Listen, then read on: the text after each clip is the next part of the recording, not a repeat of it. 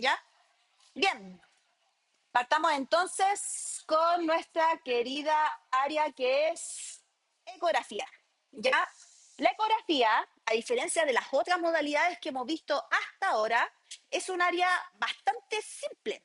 De hecho, el fundamento físico, como hemos visto anteriormente, tenía ciertas cualidades que ustedes ya deberían reconocer. De partida, ¿es un fundamento que emite radiación ionizante o que no emite radiación? No emite, ¿cierto? Por lo tanto, yo tengo que tener la seguridad de tener las murallas de plomo, delantales de plomo en esta sala. No, la verdad es que no. De hecho, hasta hoy en día hay ecógrafos portátiles. De hecho, más aún, hay transductores que se conectan a los celulares y el celular funciona como el mecanismo para poder transmitir las imágenes. Así de simple puede ser la ecografía, ¿ya?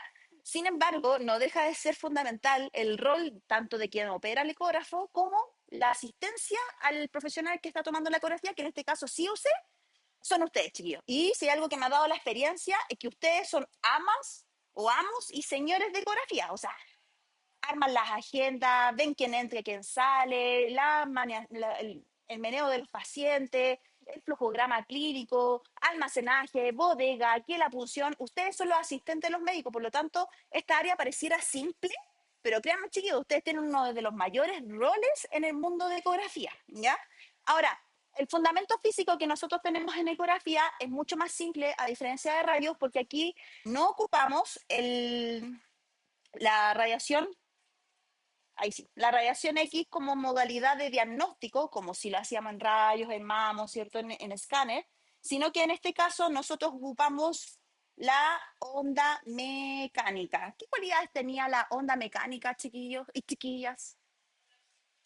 Pueden ser de dos transmisiones, una longitudinal y la otra transversal, ¿cierto? Como se visualiza supuestamente el monito que debería moverse acá, ¿cierto? La onda longitudinal son como el movimiento del trigo, ¿cierto? En donde va en una sola dirección y por lo tanto el movimiento tiende a ser relativamente lineal, ¿cierto? A diferencia de la onda transversal, que es la de los chiquillos que están haciendo ahí barra en el juego de fútbol, ¿cierto?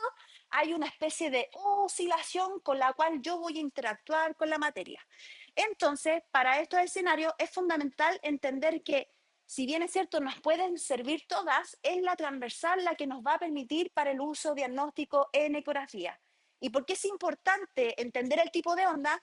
Porque el fundamento físico habla directamente de cómo funciona el elemento que va a interactuar con el paciente, que en este caso, ¿cómo se llama esa cosita blanca que ocupa el médico? El transductor. El transductor es una especie de oscilación de onda, entendiéndose la onda como un mecanismo de perturbación de la materia, así como cuando tocamos guitarra, ¿cierto? O hacemos golpear una mesa, emite un sonido, esto es lo mismo. Golpeé tanto que sé que llegó a quedar pegado. Yo genero una oscilación, una perturbación de la materia. Por lo tanto, acá tengo dos elementos fundamentales que yo creo que lo vieron o en algún momento lo vieron en el colegio, que son del mecanismo de la onda, que tiene una, ¿cómo se llama la distancia entre un punto inicial y el término del punto de la onda? Una lon, longitud, ¿cierto? Y una amplitud, ¿cierto? Y además la onda tenía una oscilación o un ciclo que es denominada frecuencia. ¿Y qué es lo que es la frecuencia? Es la cantidad de ciclos, o sea, la cantidad de términos que tenemos por segundo.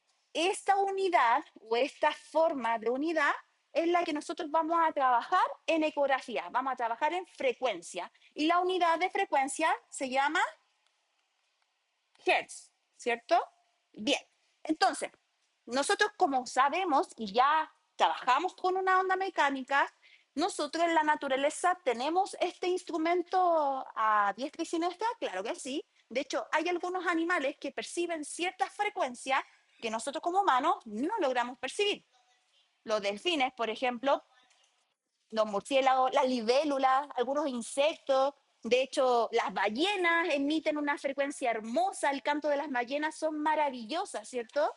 Y que no logramos escuchar toda la frecuencia que los animales emiten también. Pues hay animales que no escuchamos, pero en verdad siguen emitiendo ciertos sonidos. Entonces, a diferencia de algunos animales, La ecografía o la ultrasonido, ¿cierto? Nosotros vamos a trabajarla entre los 20 a los 60 megahertz, ¿ya? Como es una onda que trabaja como elemento no ionizante, ioniza la materia, no, la perturba, pero no la ioniza. Y al no ionizarla, ¿puedo tener los efectos biológicos que sí producía la radiación X? No. Entonces, ¿puedo tener expuesto al paciente 20 horas con el ecógrafo? Bueno, no le va a pasar absolutamente nada, ¿cierto?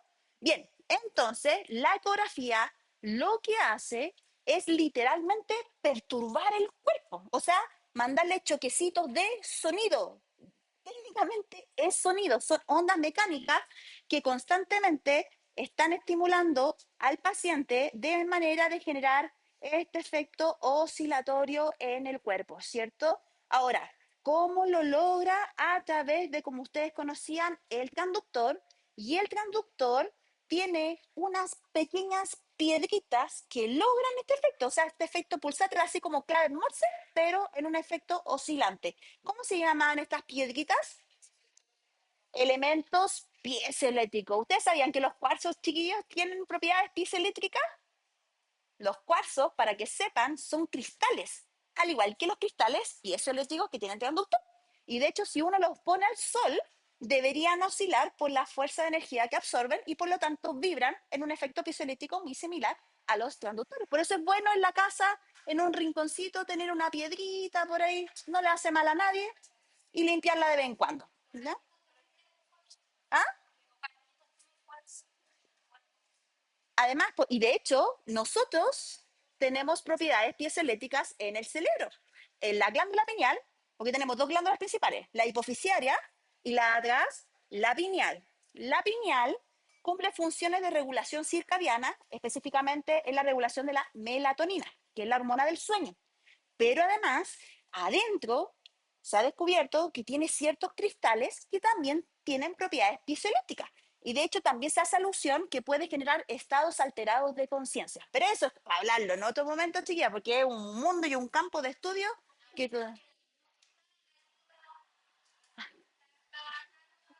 exactamente porque la música es transmisión de una onda mecánica y por consecuencia tiene efectos de propiedades piezoeléctricas que puede generar una oscilación y perturbación de la materia local. Ah, estaba estudiando, muy bien.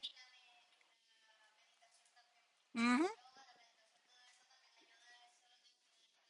Ahora, ¿por qué esos eventos pueden generar un efecto piezoeléctrico en esta glándula?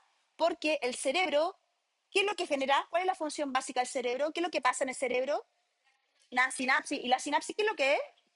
Corrientes eléctricas, por cierto, son corrientes eléctricas. ¿Y pueden perturbar estas propiedades piezoeléctricas locales? Claro que sí, porque tenemos distintas. No, pero el cerebro está en estados de frecuencias en alfa, beta, gamma. Entonces, en esos estados, el cerebro también sigue vibrando, po. Y de hecho se mide con el electroencefalograma. Es real, no es mentira, no es holístico, es científico. Entonces, es importante, y ojo chiquillo, esto como dato freak, cuidado con lo que consumen auditivamente, cuidado con lo que ven visualmente, porque el cerebro escucha todo y ve todo y la percepción es una cualidad individual. O sea, lo que ven no es real, es una percepción de una realidad tridimensional, nada más. Entonces depende.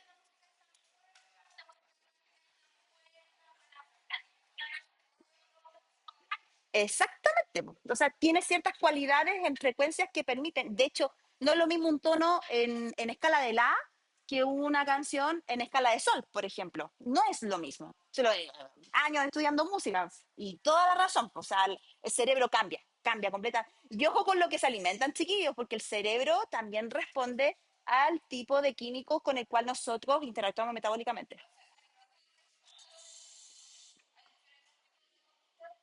Exactamente, que lo vamos a ver en un ratito más, corazón. Muy bien. Entonces, cuando yo emito una onda cualquiera con estas propiedades piezoeléctricas, ¿qué es lo que va a pasar con la onda? A medida que traspasa la materia, empieza primeramente con una fuerza muy potente porque llega fuerte, pero a medida que va aumentando la profundidad, ¿qué le va pasando a la intensidad de la onda? Empieza a disminuir. Entonces la profundidad va a ser un tema importante en los estudios de ecografía. Ejemplo claro, limitancias con el IMC. O sea, pacientes que tengan un IMC muy, muy elevado, la ecografía puede presentar limitancias producto de este fenómeno de profundización de la materia. ¿Ya? Ahora, ¿esto cómo se produce? Inicialmente, el transductor se mueve con estas propiedades piezoeléctricas. La onda que nosotros vamos a emitir va a llegar al paciente. En este caso, estamos estudiando la rodillita, ¿cierto? Al estudiar la rodillita, va a escuchar, el cuerpo va a estimular, ¿cierto? Y una vez que la materia absorbe esa energía, va por un efecto de reflexión, refracción y difracción. ¿Se acuerdan de esos términos? Reflexión, refracción y difracción, que son preguntas de prueba, chiquillos, van a reventar, o sea, no reventar, van a rebotar con la materia o van a absorber parcialmente la energía y después el mismo tejido nos va a devolver información. O sea, llega a la materia, choca con la materia y lo que alcanza, rebota. Y al rebotar, el transductor lo vuelve a captar y al captarlo produce finalmente nuestra imagen resultante. Es un feedback, emito, recibo. Y en general vamos a ver que tanto la ecografía como la resonancia funcionan en la misma dinámica. Recibe información la materia del paciente, pero nos tiene que devolver siempre información, de lo contrario no vamos a obtener imagen. A diferencia de rayos, de mamo y de escáner, ¿cierto? Que nosotros penetrábamos, es más invasivo, y traspasábamos al paciente inclusive para llegar a un detector. Y hasta ahí llegábamos, pues no había una respuesta de por medio. Acá sí, pues. Yo necesito emitir, pero también es escuchar. Muy bien. Como decía bien su compañera, este tipo de transductor va a depender de qué área estoy trabajando y cuánta profundidad yo voy a trabajar. Si bien es cierto, ustedes no van a manipular el transductor y no van a poder hacer exámenes, porque los exámenes de ecografía lo hace un tecnólogo en ecografía o un médico especializado en ecografía, sí es importante que sepan este tipo de clasificación. Y para ello tenemos cuatro tipos, de los cuales tres sí o sí se van a encontrar en cualquier parte. El primero de ellos es el lineal. El transductor lineal, como se fijan, tiene una base literalmente lineal, recta, ¿ya? Este tipo de estructuras son de alta resolución. ¿Y a qué me refiero con de alta resolución? Que la ocupamos habitualmente para estructuras más pequeñitas, para la muñeca, para el hombro, para partes blandas, ¿cierto? Para el cuello, para el tiro, para las mamas, ¿cierto? Estructuras que necesito alta definición espacial, entre comillas, porque vamos a ver las ventajas y desventajas de esta técnica, ¿ya? Va a depender del segmento anatómico que estemos trabajando. Pero si son vasos finitos, sí, este transductor nos podría servir para este tipo de elemento anatómico. En el caso del segundo transductor, tenemos un transductor cóncavo o un transductor convexo. Y como dice su nombre, ¿cuál es la forma que tiene la base? En forma cóncava, ¿ya? Este tipo de transductor no involucra tanta resolución espacial. Yo no veo estructuras pequeñitas, pero sí veo estructuras más profundas.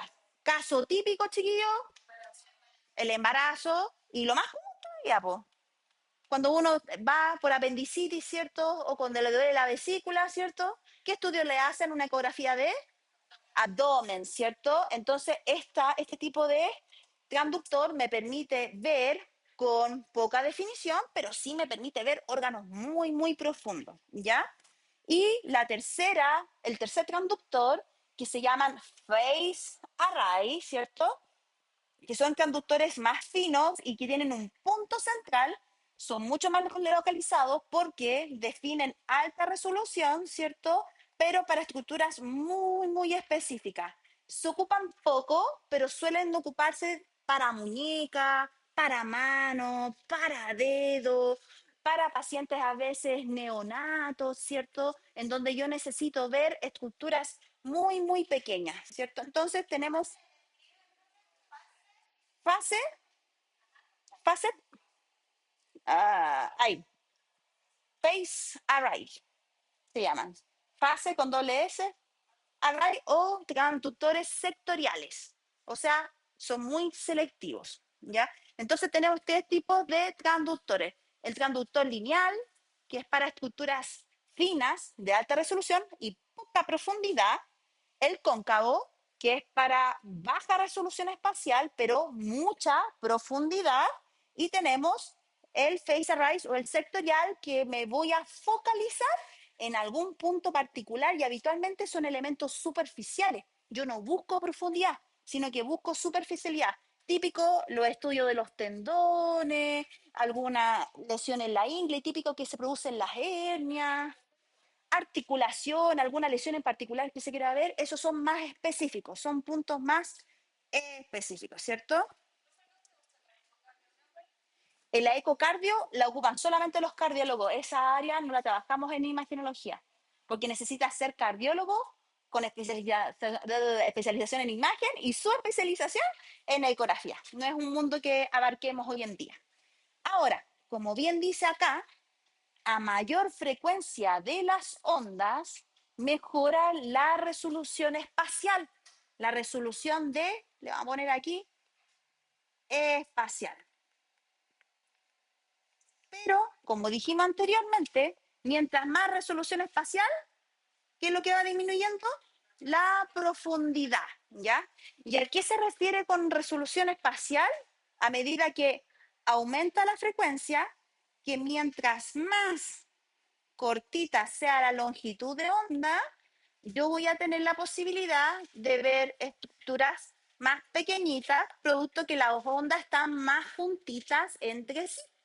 Pero por ejemplo, este tipo de transductor, el transductor cóncavo que se ocupa para abdomen, no ocupa esas ondas, po, ocupa frecuencias mayores, ¿cierto? Entonces yo puedo ver estructuras pequeñitas, ahí voy así como desfasada. No, nada, se pegó. A ver, hasta ahí llegó, creo, ahí está avanzando. Ah, ya, ya, ahí sí. El internet. Pero estas estructuras que yo había dibujado acá, con una onda tan grande, no las logra alcanzar, ¿cierto? Entonces, por eso se dice que este transductor, el cóncavo, claro, tiene mucha profundidad porque su longitud de onda es mayor, pero es muy baja en resolución espacial. ¿Se entendió el fundamento físico? No es muy difícil en este mundo. Ahora, para poder generar nuestra imagen, al paciente tenemos que agregar un elemento complementario. ¿Qué elemento tenemos que agregar, chiquillos? El gel ecográfico. ¿Y qué me permite ocupar o cómo me optimiza la imagen el gel ecográfico?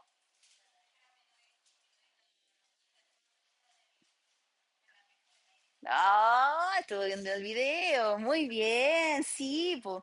Una de ellas es que efectivamente nosotros generamos un mayor contacto superficial entre el transductor y la piel del paciente y pasa otra cosa más, pues chiquillos. ¿Han hecho un electrocardiograma? Yo sé que sí, los mandaron a hacer electrocardiograma. ¿Y qué hacían o no? ¿No? Hay algunas personas que me habían dicho que sí, que lo habían hecho. Ya bueno, pero han visto que cuando le hacen el electrocardio a los electrodos les ponen una gotita de gel. ¿Ustedes saben para qué es?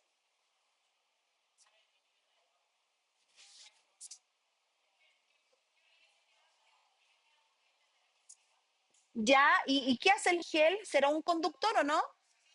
Exactamente, es un buen conductor. Entonces, como los elementos acuosos mejoran la conducción, nosotros agregamos el gel ecográfico, ¿cierto? Que me permite no solamente mejorar la adherencia, ¿cierto?, que el equipo en las superficies, sino que además me permite mejorar la transmisión de la onda mecánica para mejorar la visualización de nuestra estructura que queremos estudiar. Por eso el médico cada cierto ratito va echando el gel. Idealmente el gel lo tienen habitualmente calentito. Bueno, en el área privada, porque en el área pública sale el aire, importa poco si al paciente le molesta o no, ¿ya? Entonces, como bien dice aquí, el gel permite disminuir la interfase del aire con el tejido y Además, genera un medio de acoplamiento con las estructuras que nosotros vamos a estudiar. ¿Ya? ¿Dudas, consultas respecto al funcionamiento del ecógrafo? ¿No? El ecógrafo en sí mismo, habitualmente vamos a ver si tenemos. Bueno, ahí le vamos a poner una imagen. Habitualmente, cuando nosotros vamos a hacer procedimientos de ecografía, nos vamos a encontrar con este escenario. Una sala simple de procedimientos donde vamos a tener un área limpia para el lavado de manos, ¿cierto? Una camilla para la atención del paciente y además vamos a disponer de elementos básicos clínicos como cuáles. ¿Qué elementos yo debería tener en una unidad de ecografía? La camilla, los guantes obligados, ¿cierto? Alcohol gel. ¿Qué cosa? Papel absorbente, porque ¿qué pasa después que el paciente queda todo embetunado con gel? Hay que ayudarlo a retirarle el gel ecográfico, ¿cierto? Saballenilla clínica para generar la limpieza básica, ¿cierto? Y en el caso que amerite, también disponerles de bata. O sea, los elementos clínicos que nosotros ocupamos acá no son tan complejos como los que vimos en tomografía computada, que necesitamos el cabezal, que la inyectora, que el instrumental de punción endovenosa. Acá no es necesario ni siquiera puncionar, chiquillos. Es un examen relativamente simple. Entonces, el médico habitualmente se dispone con el equipo en esta zona, ustedes gestionan la agenda, habitualmente hay un computador en esta área, más el equipo ecográfico, y de hecho, a veces la tienen que hacer todas, pues chiquillos, tienen que pasar al paciente, entrevistar al paciente, posicionar al paciente, preparar el gel, dejar en los conductores listos al médico, mientras el paciente pasa, ustedes están en el computador y más encima el médico les va dictando el examen. O sea, tienen que aprender a ticiar rápido porque el médico le está dando instrucciones para llenar el informe ecográfico porque en algunas partes el paciente sale, pasan 5 minutos y el paciente se va con el informe en mano. Y adivinen quién hace esa pega, pues. Ustedes pues, tienen que hacer la pega secretaria, la pega de té, la pega de personal de aseo. Se los digo el tiro. En eco, las chiquillas, yo nunca las he visto descansar. Y si descansan es porque van a ir a comprarse el pancito para comer a la media mañana y sería. Eco es una pega muy fuerte para ustedes. ¿Ya? Bien, ¿cuáles son los riesgos asociados a esta unidad? No son muchos, porque ¿qué tipo de corriente ocupa el ecógrafo dado que está en una sala común? Corriente monofásica, ¿cierto? Por lo tanto, hay que tener las precauciones básicas del material asociado al instrumento electrónico asociado a corriente monofásica. Además, sí tenemos que tener ciertos criterios de seguridad sobre los productos químicos, que esos son los indicados hospitalarios, ¿cierto? Y además, atención a los riesgos biológicos básicos, sobre todo en pacientes que tienen aislamientos terminales, ¿cierto? Aislamiento de contacto o aislamiento de gotita. Dudas, consultas respecto a los aspectos generales de la instalación de un ecógrafo. ¿No? Clarito. Hasta ahora fácil. Hasta ahora. Bien, ahora, ¿qué tipo de imagen yo voy a producir? Porque habíamos visto que en rayo producíamos una imagen con una alta interfase de contraste y qué estructuras primordiales veíamos en radiografía, radiolúcidas o radio opaca. ¿Y qué estructuras son a simple vista en radiografía? La trama musculoesquelética, ¿cierto? Específicamente los huesitos. En mamografía, ¿qué tipo de estructura nosotros vemos? La mama, la que salió el tejido fibroglandular, ¿cierto? Y en tomografía, ¿qué es lo que veíamos? Lo que no podíamos ver en rayo, en escáner, lo podemos ver, ¿sí? ¿Y qué es lo que vemos? Tejido blando, más los tejidos óseos, ¿cierto? Con una alta caracterización. En rayo eran 2D o 3D las imágenes, 2D, y en escáner 3D. A diferencia de estas modalidades, chiquillos, la ecografía sigue siendo una imagen 2D. ¿Ya? Eso quiere decir que tenemos solamente un plano de caracterización. Dígame.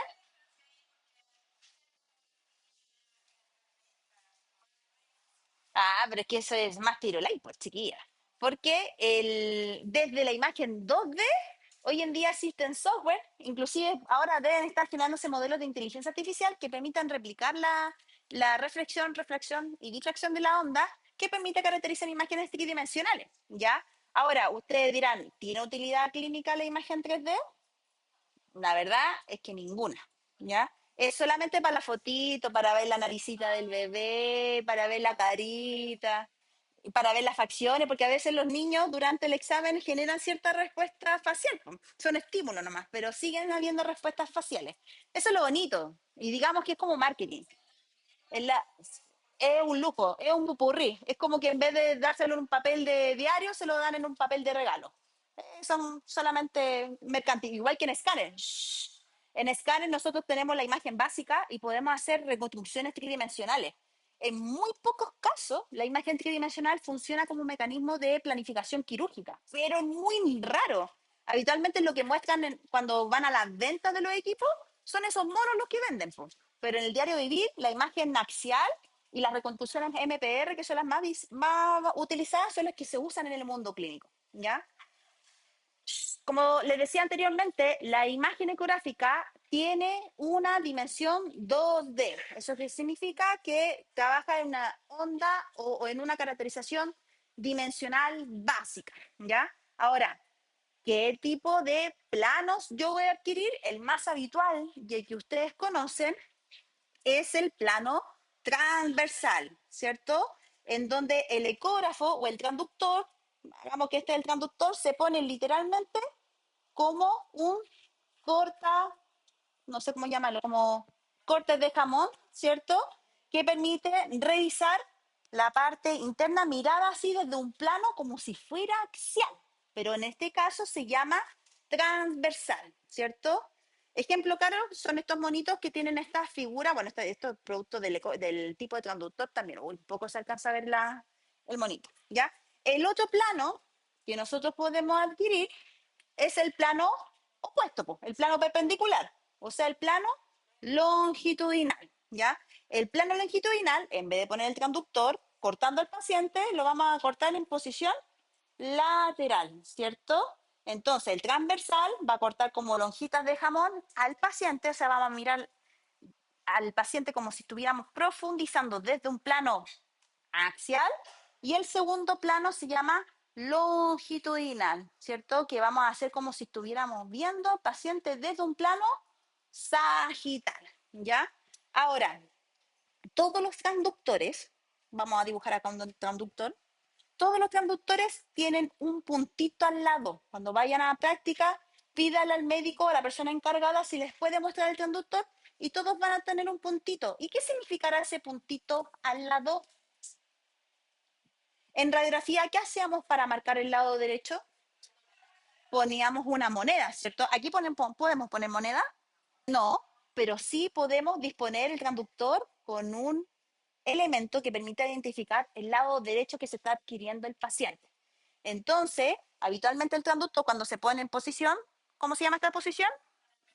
Transversal va a tener una parte rojita o de color que le va a permitir al doctor saber que ese es el lado derecho y así sabe la estructura que se encuentra al lado derecho del paciente. Y en el caso que estén en el plano longitudinal, saber ese puntito que está mirando siempre hacia craneal o hacia superior del paciente, ¿ya? Para que sepan que todos tienen una forma de identificar el plano. Y así, por ejemplo, si estoy mirando mi imagen desde el plano longitudinal, vamos a escribirla aquí para que no se confunda, longitudinal, nosotros vamos a ver la superficie, ¿cierto? Y a medida que nosotros vamos bajando, vamos a tener una imagen que de este lado va a ser craneal, ¿cierto? Y del otro lado va a ser caudal porque el transductor está en esta posición, mirando de craneal a caudal, ¿cierto? Y por el otro lado, vamos a aumentar este monito ahí, a ver si lo chunto. Tenemos la imagen transversal, ¿cierto? Y me va a permitir ver en el plano transversal el lado, el lado derecho versus el lado izquierdo del paciente. Por eso ese puntito, chiquilla, es súper importante. Y en el caso que no lo tenga, usted le pone una etiqueta, algo para que el médico sepa, porque a veces se borran los colores, y ese es el lado donde indica el lado derecho o el lado craneal de la imagen, ¿ya? Bien, nosotros en rayos teníamos un lenguaje técnico para ver las imágenes, ¿cierto? Para ver las cosas altamente densas. ¿Cómo lo llamábamos? En radiografía, en radiografía los elementos altamente densos, ¿cómo lo llamábamos? Radio opaco y los elementos blanditos, radiolúcidos. En tomografía, los elementos muy densos, ¿cómo lo llamábamos? Hiperdenso. Y los poco densos, hipodenso. Acá, ¿cómo se llamará lo altamente denso? Hiperecogénico, ¿cierto? Y las estructuras que son más líquidas o menos blanditas, o sea, más blanditas, hipoecogénico. Y hay un tercer concepto que no se los había nombrado, que también pasa en escáner, anecoico, ¿cierto? ¿Y qué significa anecoico? De an, que no hay eco, o sea, que no recibimos un eco de respuesta. Ejemplo de eso, el agua da, o si un conductor, dentro de lo poco que se ve. Ejemplo claro de un elemento anecoico, que no da eco, el aire, el aire o los elementos sintéticos, ¿cierto? El plástico. Cualquier elemento de estructura que no dé una respuesta directa al transductor, ¿cierto? El resto, dentro de lo que se alcanza a ver, nosotros vamos a tener componentes que sean más densos que la estructura local, menos denso que la estructura local, ¿cierto? Y anecoico, y muchas veces ese anecoico genera una sombra. A eso se le llama refuerzo posterior, que es un tipo de artefacto que permite saber que esa estructura efectivamente no está generando ningún eco asociado. Tenemos otra forma de hiperecoico, sí, como en el caso de los huesos, que son estructuras muy densas que no dan respuesta porque absorben toda la energía y estos dan una sombra que se llama sombra acústica. Eso quiere decir que la estructura absorbió toda la energía y no rebota, ¿cierto? Y en el caso de los anecoicos tampoco vamos a tener señal porque no hay estructura que habitualmente dé señal, ¿cierto? Entonces, ejemplo claro de lo hiperecoico puede ser de hiperecoico, huesos, calcificaciones como cuáles las más típicas, cálculo, pues la gran mayoría de las personas en algún momento se ha hecho ecografía por un cálculo en el riñón, por un cálculo en la vesícula, ¿cierto? Algún elemento hipoecogénico, y, perdón, hipoecoico, ¿qué cosa? Sí. Tejidos, ¿como cuáles? El hígado, el riñón, los músculos, ¿cierto? El páncreas, también que son glándulas, la tiroides, que es súper común estudiarla, la glándula mamaria, que también se estudia por ecografía, el útero también, que es súper útil la ecografía. Y ejemplos anecoicos, ¿cierto? Tenemos el globo ocular que da este refuerzo posterior que es típico de los elementos anecoicos, ¿ya? Ahora, estas estructuras habitualmente las va a manejar el médico, sin embargo, como ustedes las van a mandar a tipear, tienen que manejar el tipo de lenguaje que maneja el médico. Si bien es cierto, no van a evaluar la imagen, pero sí tienen que estar acostumbradas al tecnicismo que manejamos en esta área, ¿ya? Ahora, si hacemos un análisis comparativo dentro de lo que se pueda ver en esta imagen, entre la radiografía y la ecografía, es que en la radiografía los huesitos los veíamos densos, ¿cierto? Y por eso eran radio opacos. Y de hecho la radiografía la ocupamos habitualmente para ver estructuras densas. En cambio, la ecografía es todo lo opuesto. Aquí yo no puedo ver huesitos. Este estudio no está hecho para estudio músculo esquelético específicamente para ver el esqueleto, sino más bien me permite evaluar qué estructuras que no puedo ver en la radiografía, las partes blanda, ¿cierto? Súper. Entonces, para esto, nosotros no solamente vamos a tener el transductor, a nuestro paciente como materia, el gel ecográfico, ¿cierto? Sino que además necesitamos un monitor que yo creo que todos acá no hemos hecho una ecografía alguna vez en la vida, que estamos ahí mirando constantemente lo que está viendo el médico, aunque no tengamos idea de lo que está viendo, pero ahí estamos mirando mientras el médico está revisando el cuerpo de uno, ¿cierto? Y siempre estamos, ¿qué está mirando? ¿Qué es eso? Uno de curioso, al menos yo curiosa, siempre estoy preguntando cositas, ¿ya? Bien, dudas, consultas hasta acá. Está buena la música. ¿Dudas, consultas hasta acá, chiquillos? ¿No? Perdón, dígame. A ver, ¿quién había dicho? Ah, sí, sí, las tengo que cargar en el portal. Me la habían pedido que lo hiciera antes, pero no alcancé. Perdón, pero lo voy a mandar. Corazón. Ujú. Ajá, buena pregunta. Las hemorragias son puntos críticos y dentro del diagnóstico diferencial que nosotros hacemos en ecografía, una de las desventajas que tiene la ecografía es que es operador dependiente. Y al ser operador dependiente, dependemos no solamente de la técnica que pueda tener el operador, sino de la experiencia que tenga el operador. No es lo mismo un ecografista que lleve un año que un ecografista que tenga 10 años en el ejercicio. ¿Las hemorragias se pueden ver? Sí. ¿Son difíciles de ver? Sí. Dependen exclusivamente de la experticia del operador. O sea, pueden haber hemorragias que se pueden escapar en el diagnóstico. Por eso la ecografía, la ventaja que tiene, ¿cuáles serían? Es súper rápida, es súper económica. Se- exactamente, lo puedo repetir porque el mecanismo físico no emite radiación ionizante. ¿Qué otra cosa más? Es accesible. Puedo yo mover al paciente o yo disponerme al paciente, ir al lugar, hasta pueden ir a su casa a hacer la ecografía perfecta. Y de hecho pasa, hay ecografías móviles en donde van a hacerle exámenes a los pacientes que están postrados terminales en sus casas o hospitalización domiciliaria, como se le llama, ¿ya?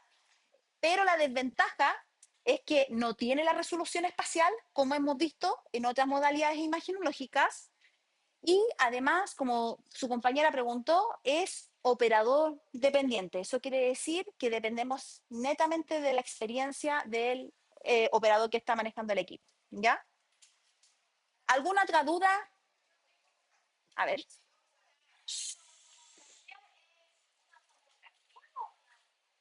La angiotomografía, la angiotomografía sigue siendo tomografía computada, pero en vez de hacer un protocolo estándar de cualquier área que estemos haciendo, hacemos una fase angiográfica. ¿Y qué significa una fase angiográfica? Que nosotros administramos medio contraste para ver la fase arterial de las estructuras que quiero analizar, como una angio de cerebro, angio de tórax para ver el callado aórtico, angio de abdomen para ver la aorta descendente o las arterias ilíacas, todo el segmento arterial para ver diagnósticos exclusivamente de patología vascular, aneurisma, disección aórtica, fístulas vasculares, como decía su compañera, ecografía Doppler para ver insuficiencia respiratoria, ¿cierto? Todo lo que involucre la trama arterial, central o periférica, pero sigue siendo tomografía compuesta, pero con una especialización más estricta. De hecho, son exámenes muy, muy complejos para nosotros porque tienen que salir a la primera, porque no pueden inyectarle medio contraste dos veces al paciente. Es a la primera o a la primera. Es altamente exigente. Corazón.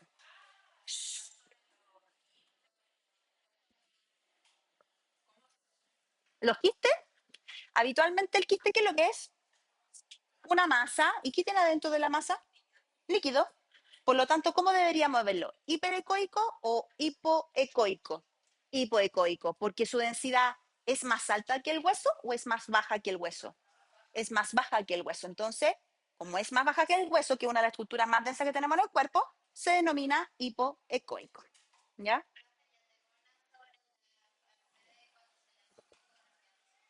¿Cómo? ¿A los qué? ¿Ya?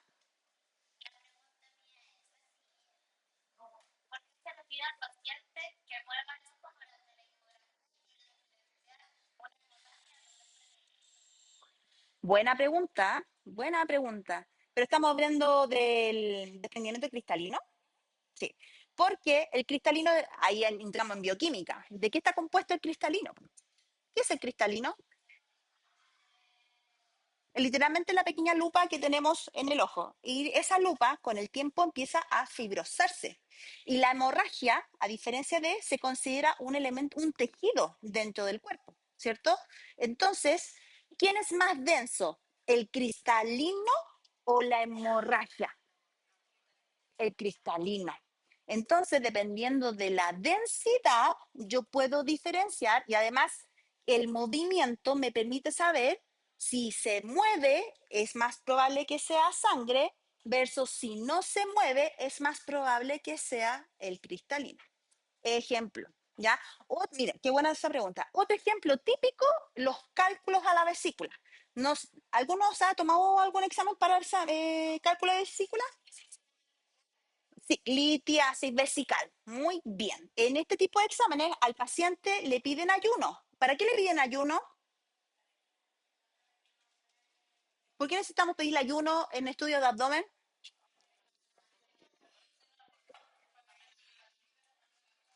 ¿Qué le pasa a la vesícula cuando uno no come? O sea, cuando uno come, se vacía, pero cuando uno no come, se empieza a llenar de qué líquido. ¿Cómo se llama el líquido de la vesícula? De bilis, ¿cierto? Y así puedo ver el contenido de la bilis. Ahora, cuando un ecografista empieza a ver los cálculos y si el paciente se mueve, ¿qué debería pasar con el cálculo? Debería moverse. Por eso, no sé, si alguien se toma ecografía, le dicen, póngase para un ladito y le revisan por un lado, póngase para el otro ladito y le revisan para el otro lado, para ver si ese cálculo está impactado, como se denomina, o sea, está incrustado o está móvil para retiro quirúrgico. Va a depender de esos, el tipo de abordaje que se le va a pedir en una futura cirugía. En este caso, la pregunta que usted está haciendo tiene el mismo fin, es para verificar qué tipo de elementos se está moviendo para verificarlo a través del transductor. Dependiendo de la densidad del globo, porque el globo debería ser entre hipoecoico y anecoico, si hay sangre, esa composición cambia y por lo tanto sube la densidad del compuesto del globo ocular. A lo mismo le pasa a los quistes. El quiste cuando cambia de composición, un quiste simple, y ojo chiquillas, sobre todo lo digo porque la gran mayoría de nosotras como mujeres chilenas, buenas mujeres chilenas, hacemos ovario poliquístico.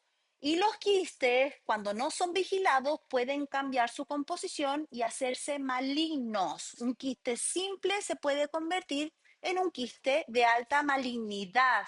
Por eso hay que estudiarlos por ecografía de manera recurrente. No se dejen estar chiquillas. La ecografía anual transvaginal es súper importante para nosotras. ¿Ya? Lo mismo los quistes tiroideos, aquellas chiquillas tienen problemas, que a veces salen quistes tiroideos y uno los dice, ah, sí, un quiste. No, mi amor, hay que hacerle seguimiento porque pueden cambiar su composición y hacerse malignos, ¿ya? Ojo, cuidado y piojo con ese tipo de lesiones. Se ven simples, pero hay que mantenerlos siempre a la vista y raya constantemente, ¿ya? Buenas preguntas han sacado, chiquillos. ¿Alguna otra pregunta? Dígame, corazón. Eso. Ah,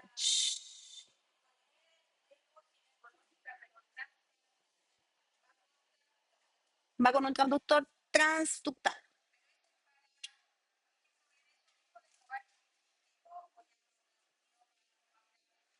O sea, de partida, esta unidad no ve ecografías transvaginales, que son estas, las endocavitarias, las que se ven acá, ¿ya? Esa ecografía no la hacemos nosotros, la hace el gínico obstetra que se especializa en ecografía, es como la ecografía ecocardíaca, que la hace el cardiólogo, este tipo de ecografía la hace el gínico obstetra, ¿ya? Hay de dos formas de hacerlo, y qué buena la pregunta que hace, porque la ecografía transvaginal se puede hacer siempre y cuando la paciente declare inicio de actividad sexual. Si la paciente no ha iniciado actividad sexual, no puede iniciar un examen endocavitario y tiene que tener la autorización médica en caso de que se requiera insistentemente. Para ese escenario ocupamos este segundo transductor, que es el convexo, para hacer una ecografía pelviana, pero superficial. ¿Cuesta más? Sí, porque los ovarios son así una estructura que miden 2 centímetros y cuesta mucho verlo a diferencia de un endocavitario que tiene mayor resolución espacial, pero es más focalizado, pero se logra ver en determinados escenarios. O sea, pacientes con IMC elevado es más dificultoso hacer un estudio ginecológico superficial, pero en lolitas que son de IMC regular abajo es muy simple y es fácil de localizar los ovarios. Ya, buena pregunta, muy buena. ¿Alguna otra duda, chiquillos, respecto a ecografía? ¿Me puedo ir?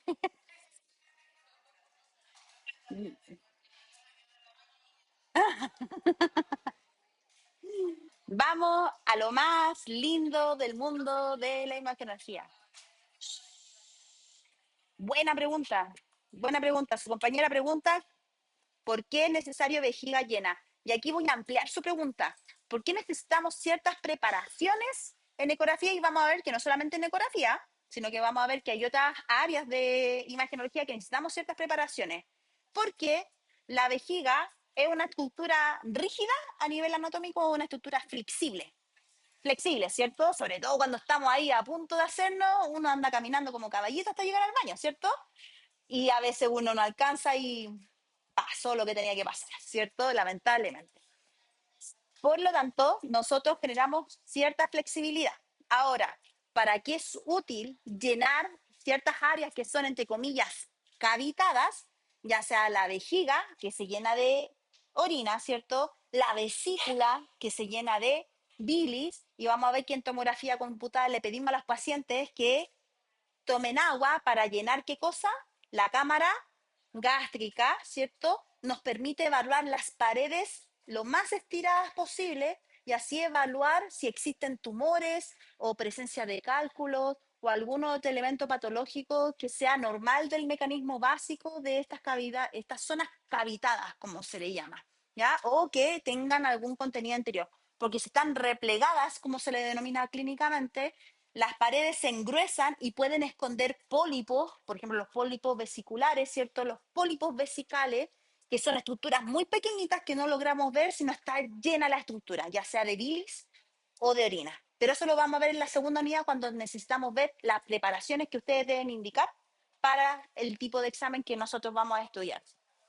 Tipo, de hecho, hay en tomografía computada hay un examen que se llama Pielotac. No requiere contraste, pero el único requisito es que el paciente tenga la vejiga llena. Entonces uno tiene que esperarlo, darle agüita, uno le da un tecito para que baje más rápido la harina, lo hace caminar media hora, lo mueve durante el examen hasta que la vejiga esté completamente llena para ver si hay impacto de los cálculos en la zona de los uréteres, que es la unión entre el uréter y la vejiga. Habitualmente siempre se alojan cálculos en esa zona. Y el típico dolor que da esta molestia a posterior. Buena pregunta.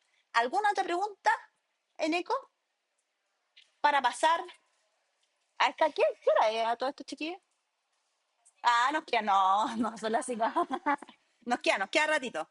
Bien, vamos a pasar a esta área que es una de mis áreas favoritas. Soy experta y especializada en esta área, que es resonancia magnética, ¿ya? La resonancia magnética, a diferencia de ecografía y las otras modalidades que nosotros hemos visto hasta ahora, es otro fundamento físico completamente distinto, porque en este caso, ¿qué ocupamos? Nuestros queridos imanes. Todos hemos jugado alguna vez con los imanes del refrigerador, ¿cierto? O aquellos que hemos tenido más suerte, hemos metido mano en los autos o en la radio o en cualquier elemento electrónico y hemos sacado la bobina o el imán, ¿cierto? Y hemos jugado con estos imanes, ¿ya? El imán, como se visualiza acá, es una pieza que tiene cualidades de atracción, o sea, atrae cosas. Específicamente, ¿qué es lo que logra atraer? Los metales. ¿Y por qué los metales se logran atraer y no otro elemento? Buena pregunta, po. Buena pregunta. Más que afinidad, es un tema atómico. No voy a... ¿Por la carga de qué cosa? De los... Pero más de los átomos, adentro de los electrones, pues chiquillos. Los electrones juegan un factor. ¿Se acuerdan que en química, bueno, los que estuvimos en química, en algún momento en el colegio, nos enseñaron que nosotros teníamos un ejercicio que se llamaba llene la casilla, que era el principio de exclusión de Pauli. Creo que lo hablamos en la primera clase, que era 1S2, 2S2, 2P6, 3S2, 3P6. ¿Se acuerdan de eso, no? Que llenaban un electrón, es cuando uno iba a la micro y se sentaban todos en la ventana y después se iban llenando los asientos hasta parearse, ¿cierto? Y era porque un electrón tenía que aparearse con otro electrón de manera opuesta y así anulaban sus cargas. ¿Se acuerdan de eso? Sí, sí, pues es súper fácil eso. Ya. Ese principio, nosotros,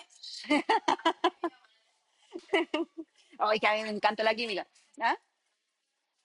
École, los opuestos complementarios se atraen. Ahora, ¿por qué les estoy hablando de esto? Porque el electrón, ¿qué carga tiene? ¿Positiva o negativa? Negativa. Y dentro de esta configuración, cuando nosotros configuramos al átomo, habíamos dicho que el átomo se caracterizaba de acuerdo a su energía, ¿cierto? Y hablábamos de los números cuánticos en química. El número cuántico principal, el número cuántico secundario azimutal, que hablaba del orbital, el número cuántico de spin, ¿se acuerdan de ese? ¿No? Que era más un medio o menos un medio, que es la orientación de giro del spin, ¿no? Y había otro que yo creo que sí se acuerdan, que se llamaba número cuántico magnético. ¿Tampoco? Bueno, en los átomos, los electrones, las partículas y los protones forman pequeños imanes. Entonces, imagínense si un átomo tiene 7 electrones que están desapareados, van a ser 7 microimanes que se van a juntar. Junten todo eso con un trillón de átomos. ¿Qué va a pasar? Se hace un mega imán. Es por eso que los metales, que están muy compactos entre sí y que tienen muchos electrones, tienen la capacidad de atraerse con elementos que son magnéticos. La capacidad de atraer electrones que se comportan como pequeños imanes. Así que los imanes no solamente somos nosotros somos somos imanes en dos patas, literalmente. Porque ¿qué pasa cuando yo rozo a una persona que tiene un chaleco? ¿Qué le pasa? Le da la corriente y después, o un globo que hacemos frotar en el pelo, ¿qué le pasa?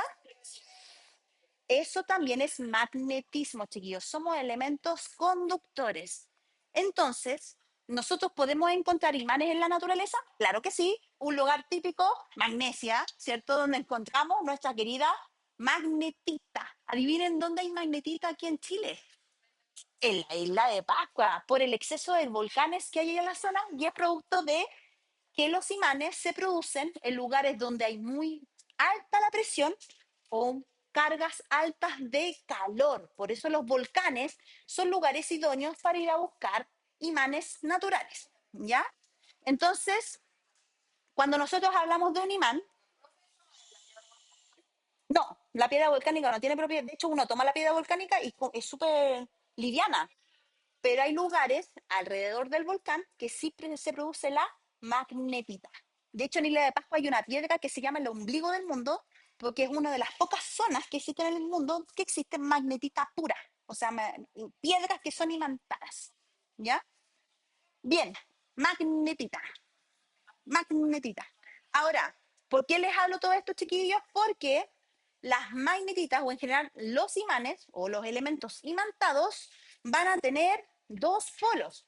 ¿Cuáles son? El polo positivo o la zona norte, ¿cierto? Y el polo negativo o la zona sur.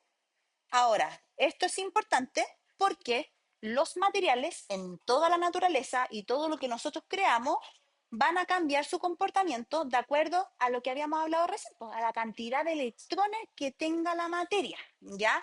Y estos se van a clasificar en tres clasificaciones, valga la redundancia, en elementos diamagnéticos, en elementos paramagnéticos y en elementos ferromagnéticos, ¿ya? Los diamagnéticos no tienen electrones desapareados. Ejemplo claro, el oro, chiquillas, si le llegan a regalar el anillo de compromiso, antes de decir que sí, usted vaya con un imán y pruebe si eso realmente es de oro. Si ese anillo se ve atraído por el imán, ¿es oro? No. Y ahí lo echa al chiquillo o a la chiquilla, por favor. ¿Ya? Pero si es oro, no debería interactuar. Por eso, nosotros si ocupamos joyitas para entrar a los resonadores, no deberían verse atraídos. ¿Ya? Otro ejemplo claro, la plata, el tungstenio, el titanio, el tantanio, habitualmente son metales limpios, metales nobles, ¿ya? Hay, dígame,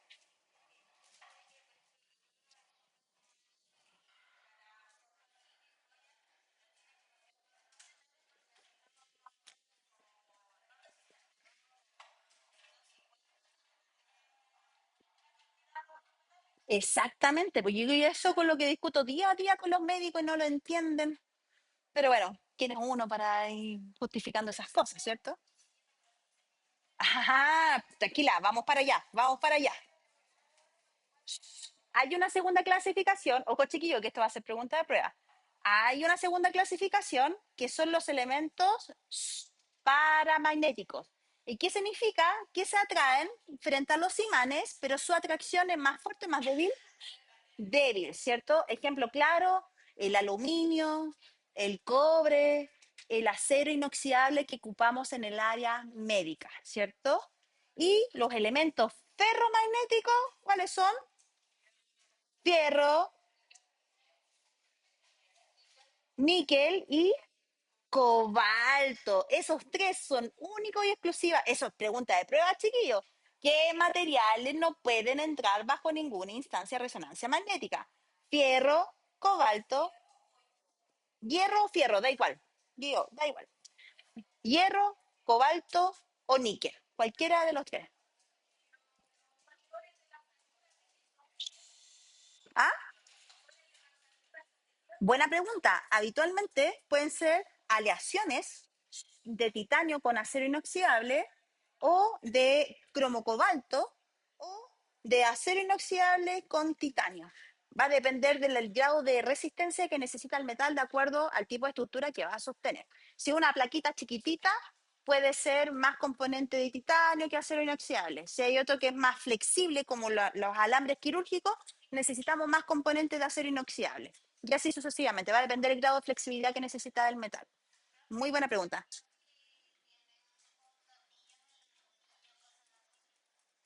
Depende de qué, porque típico que en la rodilla ponen el tornillo de la rotura del ligamento. Y el ligamento tensa, pues se tiene que responder al peso de todo el cuerpo. Y ahí ocupan un tornillo chiquitito que es de 2 centímetros y ese tornillito es 99% titanio.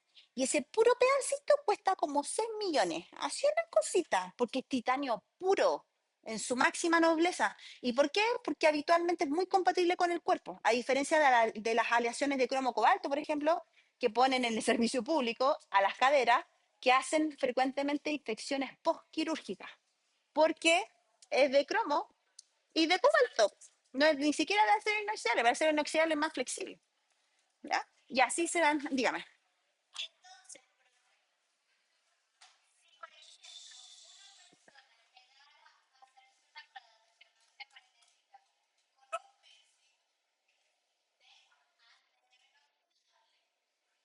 Buena pregunta.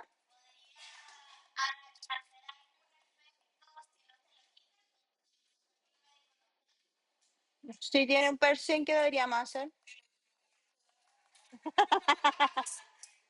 Tiene dos opciones. O se lo saca o no se hace. Ahora, hay lugares que pasan los pacientes con piercing. Sí. ¿Es correcto? No. ¿Por qué? Y por eso le hago este tipo de clasificación. No hay que ustedes vayan a clasificar, oh, este paciente tiene un elemento ferromagnético. No, no van a hacer eso. Pero sí tienen que entender que dependiendo de la interacción que tenga con el campo, entendiendo que vamos a ver un ratito más, que los imanes que nosotros ocupamos son 30.000 veces la fuerza magnética terrestre, pueden haber accidentes que pueden ser hasta mortales. Ya ha pasado, no aquí en Chile, pero ha pasado.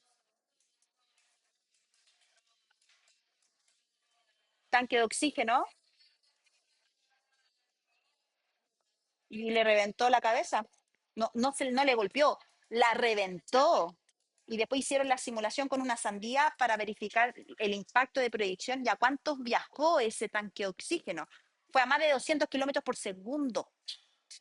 Entonces, no es cualquier cosa entre la resonancia.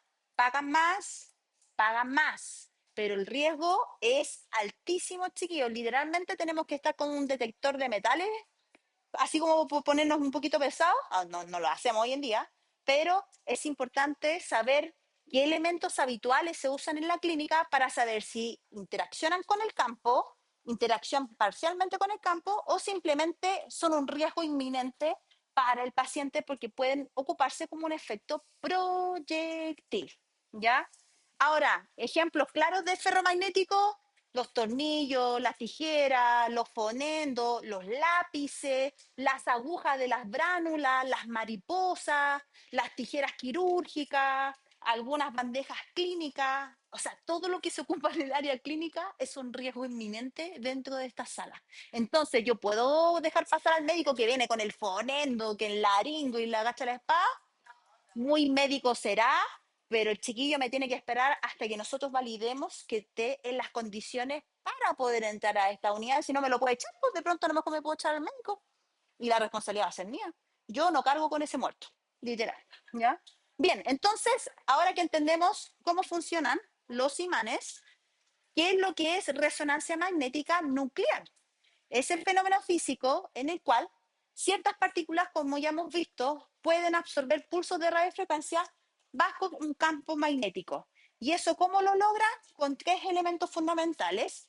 Una, son pulsos de radiofrecuencia, o sea, muy similar a lo que pasa en un microondas. Y de hecho, si un paciente le pregunta cómo funciona un resonador, usted el mejor ejemplo que tiene que hacer es decirle esto igual que un microondas. Literalmente nosotros calentamos al paciente con ondas de radiofrecuencia y cuando cortamos la onda de radiofrecuencia, el paciente nos va a devolver la misma señal para yo poder obtener mi imagen. En ecografía, ¿qué tipo de onda ocupaba? La mecánica, pero el mismo principio. Yo inyecto de onda mecánica al paciente y el tejido me devuelve onda mecánica. Acá es lo mismo. Yo inyecto de pulso de radiofrecuencia y yo suelto el pulso y empiezo a recibir la misma energía que le inyecta el paciente.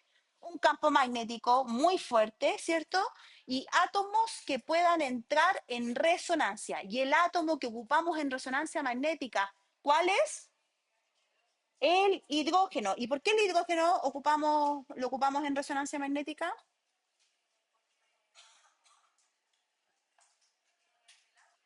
Porque es el más abundante en la naturaleza, ¿cierto? Entonces, vamos a pasar rápidamente. Cuando nosotros nos llegamos a un resonador, ¿cierto? Esto es un esquema solamente, nos vamos a encontrar con elementos básicos, que es el imán, ¿cierto? La parte más grande, la parte interna o el gantry que se le llama, donde va a ir el paciente, y un computador donde vamos a procesar la imagen, ¿cierto? Dentro de este equipo vamos a tener una sala especializada para resonancia. ¿Y por qué es especializada para resonancia? Porque emitimos pulsos de radiofrecuencia que pueden afectar a otro equipo. Y esta sala va a estar cubierta por un material y ahí se le conoce como jaula de Faraday. Las jaulas de Faraday todo el mundo las ocupa, aunque ustedes no lo crean. De hecho, los aviones tienen jaula Faraday. ¿Y para qué podríamos ocupar una jaula Faraday?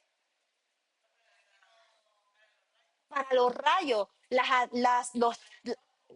Además, que el sol produce onda electromagnética también. Los edificios altos también tienen los famosos pararrayos, que son las jaulas Faraday. Acá nuestro equipo también ocupa jaula de Faraday y lo que hace es literalmente blindar toda la sala de una lámina, que en este caso puede ser de dos tipos, de cobre o de aluminio para proteger de los pulsos de radiofrecuencia de afuera hacia adentro y de adentro hacia afuera. O sea, aislar herméticamente nuestro equipo para que el celular, los computadores, nada de lo que emite radiación puedan afectar en mi imagen, ¿ya? Ahora, ¿tenemos otras áreas de protección? Claro que sí, las puertas se van a dar cuenta que tienen estos pequeños fingers, ¿cierto? Que permiten hermetizar la puerta. Vamos a ver que las... Se ve pésimo.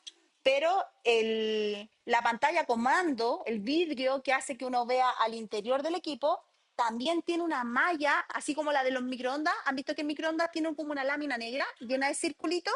Ya, eso es producto del tamaño de onda del elemento que estamos ocupando. Entonces la malla tiene que ser más pequeña que la onda que estamos emitiendo, ¿ya? Ahí se ve un poquito más la malla del vidrio, ¿ya? Además, adentro del equipo vamos a tener a nuestro gran imán, que literalmente, como se visualiza acá, es un tanque gigante, una cuestión de 2,5 metros, con una profundidad de 2,5 metros, y parece tanque fúnebre cuando nosotros entramos. ¿Alguien se ha hecho una resonancia? Sí, literalmente es como entrar a un féretro, a un sarcófago, ¿cierto? Y como le decía anteriormente, el campo magnético del imán es muy, muy fuerte, ¿ya?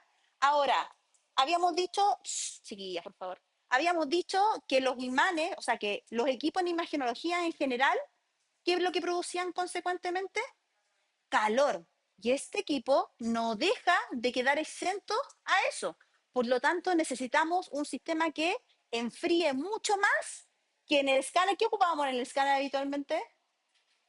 El aire acondicionado, ¿cierto? Acá no.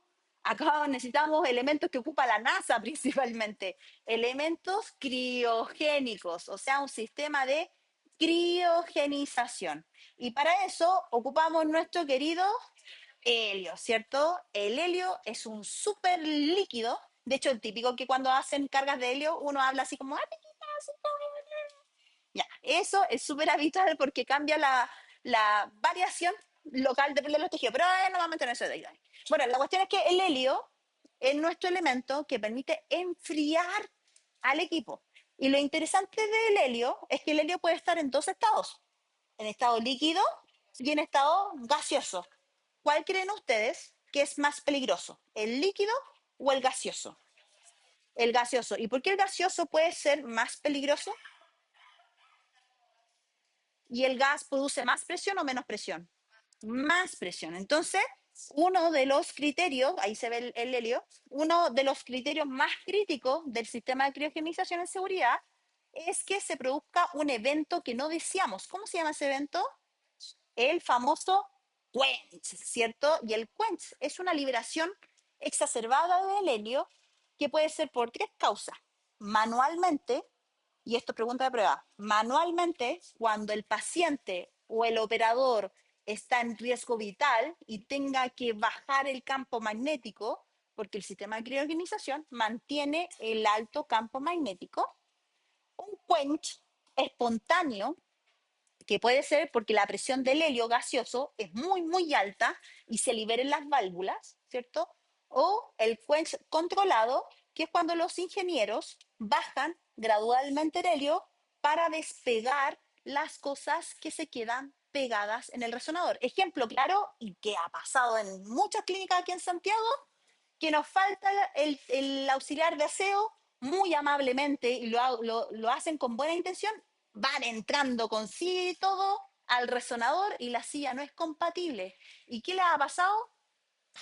Han quedado pegados. Entonces, si bien es cierto, no hay riesgo de nadie, pero no podemos perder todo el helio. Si el helio, la carga de un helio cuesta entre 30 a 40 millones, pues chiquillos.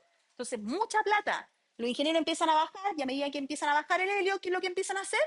Empiezan a jalar el elemento hasta que se lo suelta. Es como estar entre un dinosaurio y uno luchando ahí con el elemento hasta que lo suelta y una vez que lo suelta paran el quench y empiezan a subir las cargas de nuevo, ¿ya?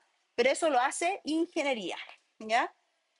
Bien, ahora, nosotros habíamos dicho que ocupábamos pulsos de radiofrecuencias para producir nuestra imagen porque vamos a ocupar nuestras queridas antenas o bobinas, ¿cierto? Ellas reciben la señal y adivinen quién ocupan estos materiales. Ustedes tienen que ir a posicionar las distintas bobinas que vamos a emplear para los exámenes.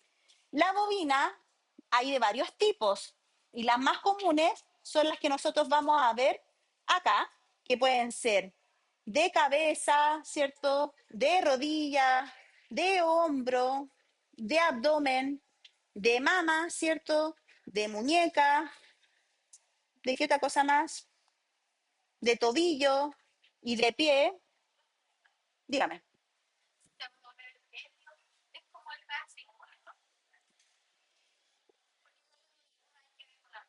¿por qué?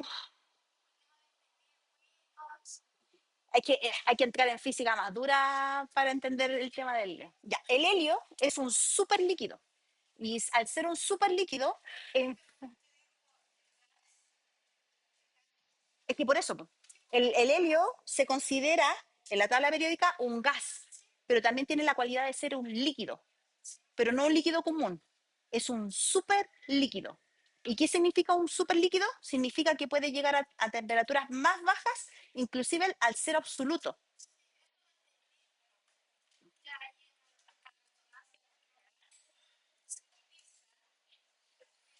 para enfriar el equipo. No, funciona como un sistema de enfriamiento por capas internas.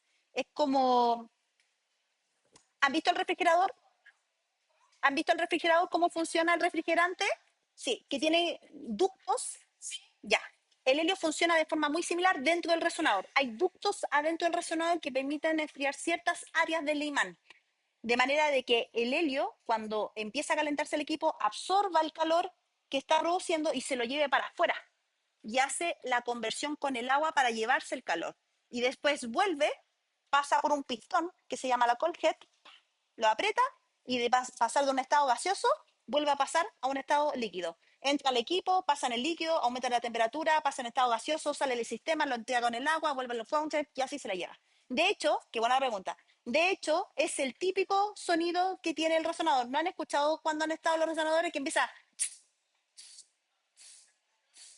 De hecho, la Colhead es el famoso sonido que aprieta el Elliot. Y de hecho, los tecnólogos comúnmente le llaman pollo, porque tiene el sonido, entre comillas, de un pollo. Y es producto de eso, porque está constantemente comprimiendo el helio que permite enfriar el equipo durante los exámenes. ¿Ya? El quench,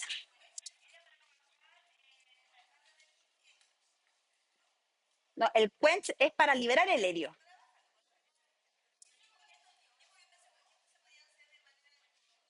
Espontánea, manual, con un botón, con el botón rojo que dice de quench,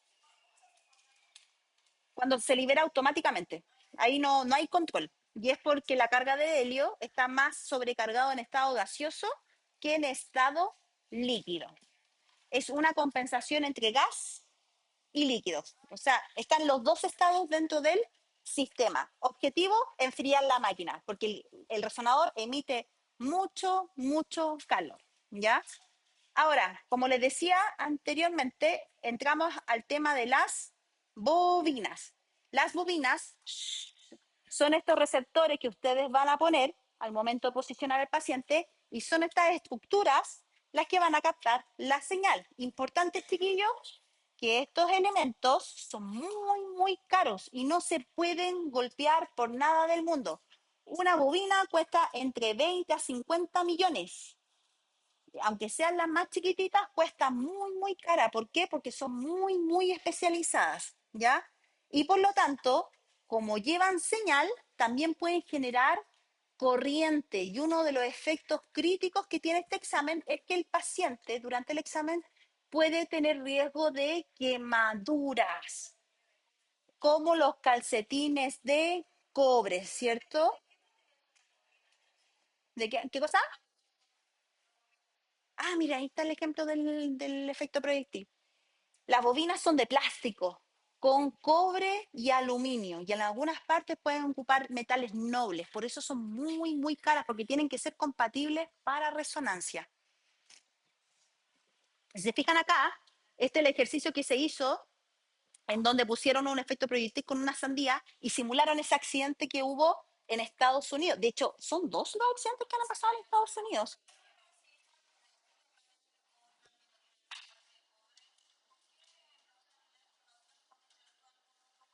Buena pregunta, buena pregunta. Vamos a pasar.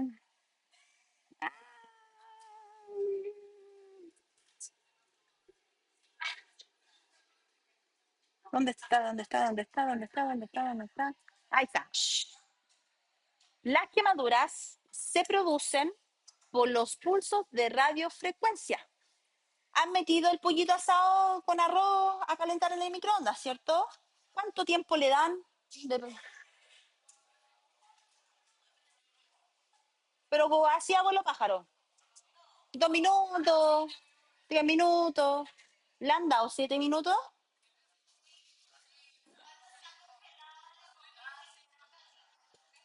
Ya, porque no podemos echar en microondas, ¿cierto? ¿Qué pasa con el plato cuando usted lo toma? Ya. Lo mismo. La comida no, pero el plato sí. ¿Qué le pasa a un paciente cuando está 7 minutos adentro de un resonador? Queda como pollito asado. Y de hecho, si se alcanza a ver acá, se pueden producir quemaduras hasta de segundo grado. ¿Y eso es por qué, chiquillos? Porque nosotros somos elementos conductores de calor. ¿Qué pasa si yo en el examen tengo las manitos cruzadas? ¿Qué me puede pasar? ¿Qué puedo formar? Un arco cerrado. Y al generar un arco cerrado, ¿me puede pasar la corriente? Si yo pongo la mano del paciente en el muslo, lo pongo así durante el examen, ¿le puede dar la corriente? Sí. Si yo le junto los pliegues internos al paciente entre medio de los muslos, ¿le puede dar la corriente? ¿Qué pasa con un paciente con IMC elevado que además tiene pliegues y queda pegado al gantry? ¿Se puede quemar o no?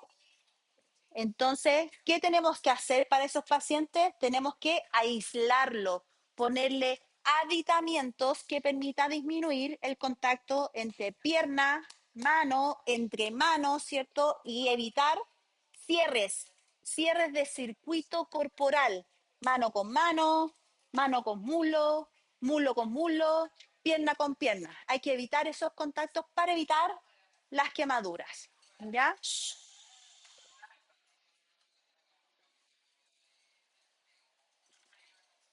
¿Qué puede pasar si lo tengo 7 minutos dentro de un resonador?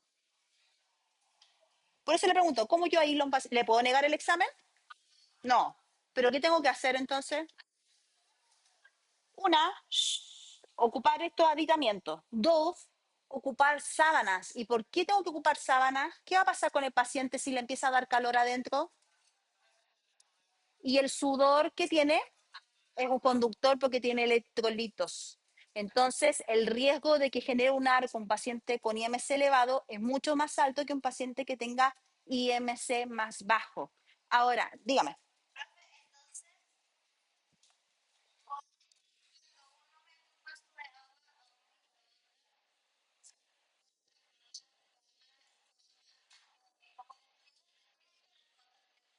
algo así, porque el agua es un excelente conductor, al igual que el sudor, que además tiene electrolitos, ¿cierto? Entonces, ¿un paciente neonato puede tener riesgo a diferencia de un paciente adulto? Sí, pues, claro que sí, por eso hay que tener mucho cuidado con los pediátricos en resonancia a diferencia de un paciente adulto, ¿cierto? Por eso hay que evitar los contactos pies con pies, mano con mulo, mano con mano y rodilla con rodilla, porque son zonas donde pueden existir quemaduras, ¿ya? El otro punto de riesgo son el sonido. ¿Han escuchado los resonadores que son muy, muy ruidosos? ¿Y qué le facilitamos al paciente cuando tenemos mucho, mucho ruido? Tapones que no los encuentro acá, sí, ahí están. Audífonos, ¿por qué? Porque este examen emite ruidos que son muy similares a las turbinas de un avión. ¿Qué pasa si yo no le entrego tapones o audífonos al paciente? No explota el tímpano, pero sí le puede dar tinnitus, o sea, de que le quede vibrando de forma persistente durante los primeros minutos después de salir del examen, ¿ya?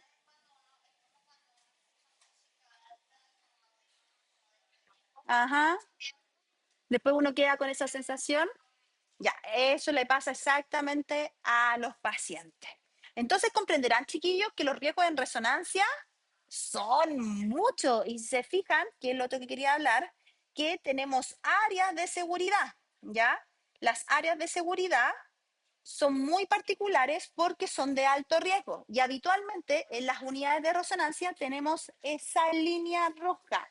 Esa línea roja se la tienen que aprender en la línea de seguridad entre lo que puede pasar y lo que no puede pasar al resonador. Esa línea, ¿cómo se llamará? La línea de los 5 Gauss. Así se llama, la línea de los 5 Gauss. Es pregunta de prueba. La línea de los 5 Gauss. Así se escribe. Gauss. Ah, lo voy a escribir aquí. Está más claro. Gauss. De Gauss. ¿Y por qué la línea de los 5 Gauss es importante? Porque aquí viene lo más entretenido, pues chiquillos. ¿Qué le pedimos a un paciente cuando se quiere hacer un examen de resonancia? ¿Qué le pedimos cuando van a recepción o las personas que se han hecho resonancia? Aparte de la orden médica y mucha plata, porque son muy caros, por lo bajo, ahora están a 180 lucas un examen. Imagina al paciente que le piden cerebro, cervical, dorsal, lumbar, espectro, tracto, perfo, con contraste y con anestesia. Ya, por ahí vamos. ¿Qué le hacemos? ¿Qué le pedimos llenar a un paciente? Un formulario o una encuesta de seguridad. ¿Por qué? Porque hay elementos clínicos que pueden entrar y hay otros elementos que no pueden entrar, ¿cierto? En escáner, ¿qué cosas preguntábamos? Si está embarazada en el caso de mujeres fértiles, si es hipertensa, si es diabética, si es asmática, ¿cierto? Si tiene algún elemento metálico adentro, pero eso es fácil. En rezo tenemos que preguntar la vida, chiquillos. Pero hay 5 preguntas, hay 5 elementos que no pueden entrar por nada del mundo al resonador.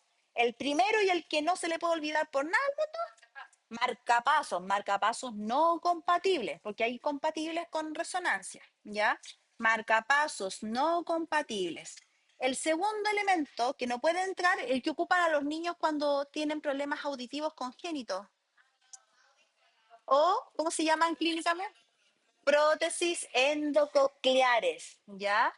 Hay otro tipo de elemento para pacientes que tienen Parkinson o movimientos. A ver, vamos a escribir aquí en la lápiz.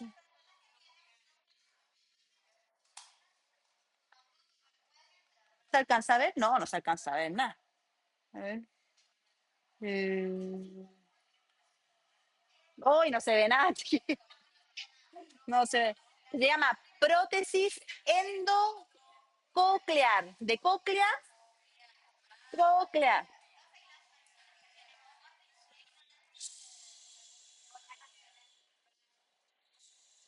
¿Qué cosa?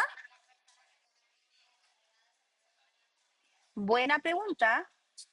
Y da una aguja adentro, ¿no? ¿Puede entrar al resonador? Se la tienen que sacar, aunque eso interrumpa la medición de insulina. Se la tienen que sacar. Ya, entonces tenemos el marcapasos, tenemos las prótesis endococleares, tenemos los neuroestimuladores. Neuroestimuladores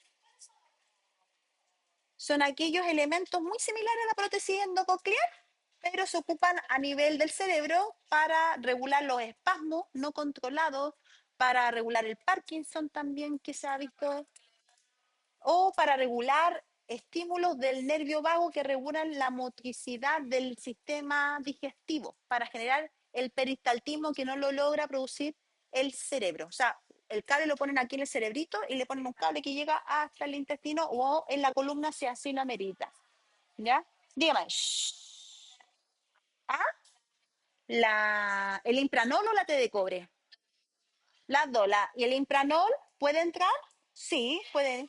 El té de cobre también puede entrar. No hay problema. ¿Ah?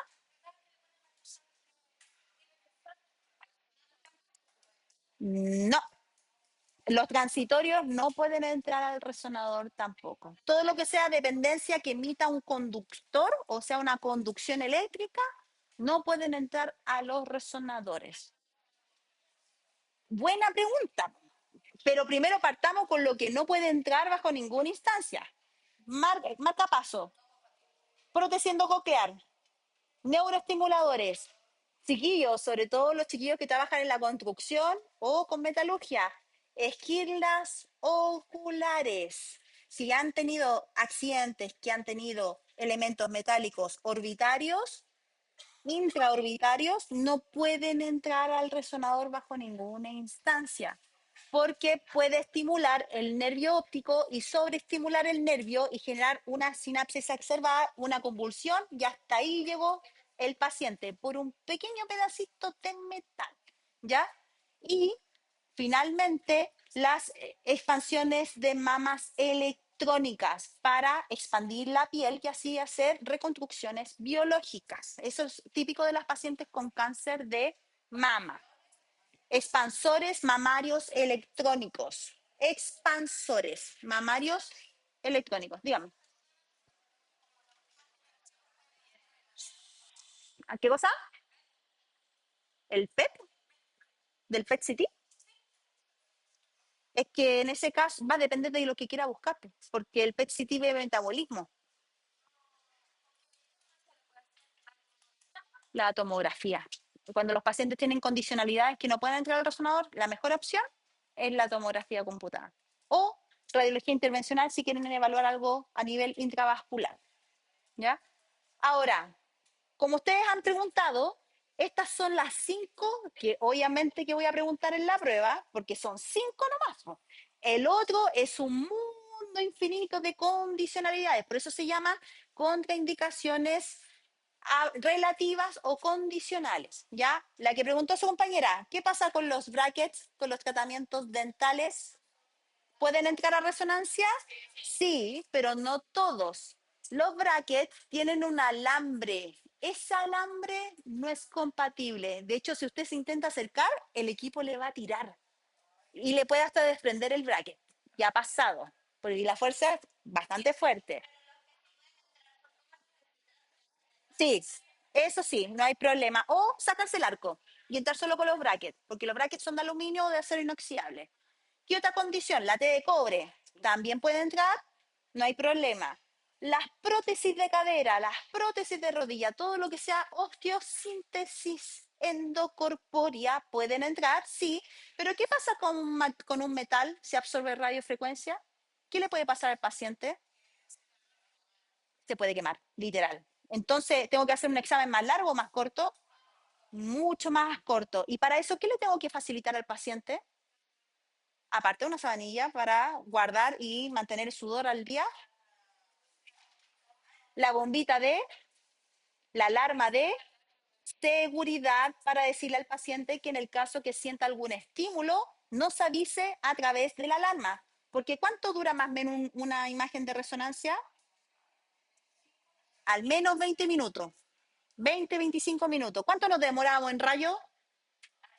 Nada, ni un minuto. Tomamos la foto, para afuera, chao. El escáner, ¿cuánto nos demorábamos? Segundos, 20 segundos, ya pónganle 30 segundos, con suerte. En la mamo, ¿cuánto nos demorábamos? Nada, nos demoramos más en posicionar a la mama que en tomar la foto, ¿cierto? En la eco dependemos del operador, ¿cierto? Ahí chumbeamos 15 minutos, 10 minutos, pero en rezo, ¿cuánto tiene que estar el paciente ahí acostado? Al menos 20 minutos cuando es un examen. Imagínense 2 o 3 exámenes. Puede estar a las 2 horas el paciente dentro del resonador. ¿Ya?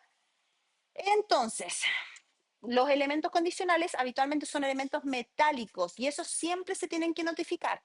Entonces, ¿qué tipo de preguntas yo podría hacer en resonancia? Si tiene prótesis, ¿cierto? Si tiene marcapaso, si tiene cirugías, porque si el paciente se calienta, ¿qué le puede pasar al cuerpo si está recién operado?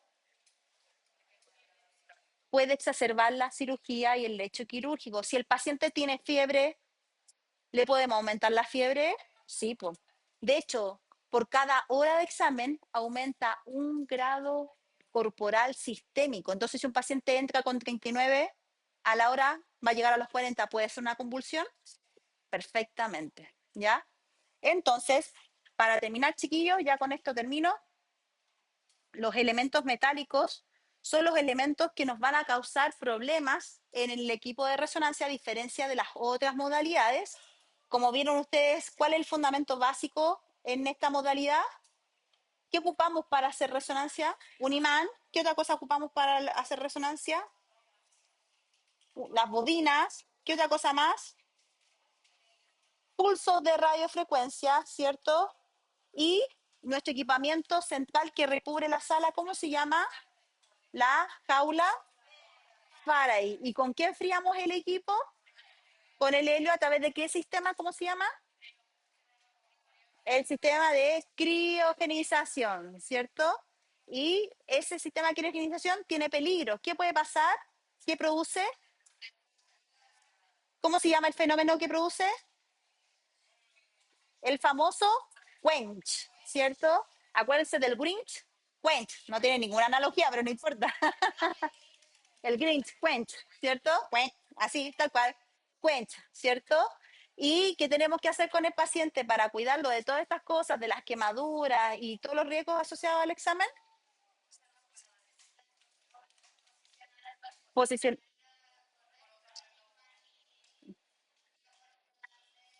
aislamiento, ¿cierto? Evitar los puntos de contacto. Y eso, chiquillos, todo eso entra para la solemne número 2, ¿ya? Bien, nos vamos. ¿Ah? ¿Verdad?